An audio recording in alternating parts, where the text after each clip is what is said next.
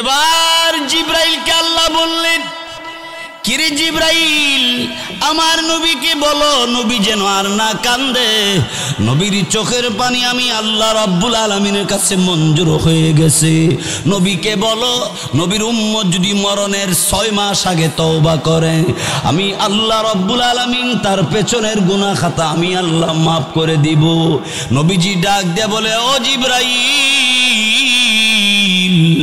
না না আমি মানি না।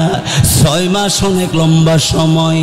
6 মাসের ভিতরে আমার উম্মত যদি কোনো গুনাহ করে ফেলে জাহান্নামে যাবে, আমার উম্মত জাহান্নামের আগুন সইতে পারবে না। নবী কান্দে।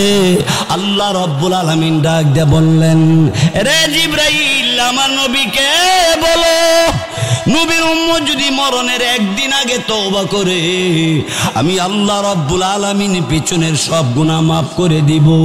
নবী ডাক দিয়ে বলে, জিব্রাইল রে, 1 দিন অনেক লম্বা সময় আমি মানি না। আল্লাহ তখন ডাক দিয়ে বললেন, ওগো আমার হাবিব, আপনি আর কাঁদতে হবে না।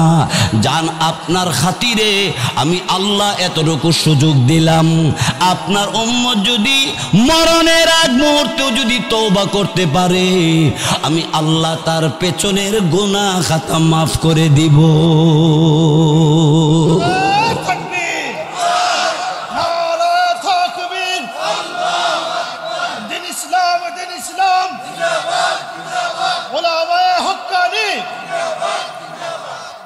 তাহলে ওই নবীরে যারা বিশ্বাস করে না, ওই নবীরে যারা মানে না, তাদের সাথে আমাদের আপোষ হতে পারে?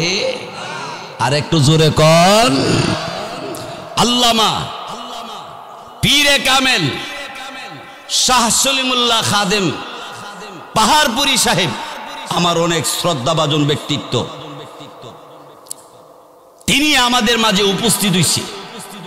আমি আপনাদের সামনে যে আয়াত পড়ছি, আয়াতের বাকি কথাগুলো বলার আর সময় নাই, রাতও হয়ে গেছে গা, আর এদিকে হজরত আইসা পড়ছে।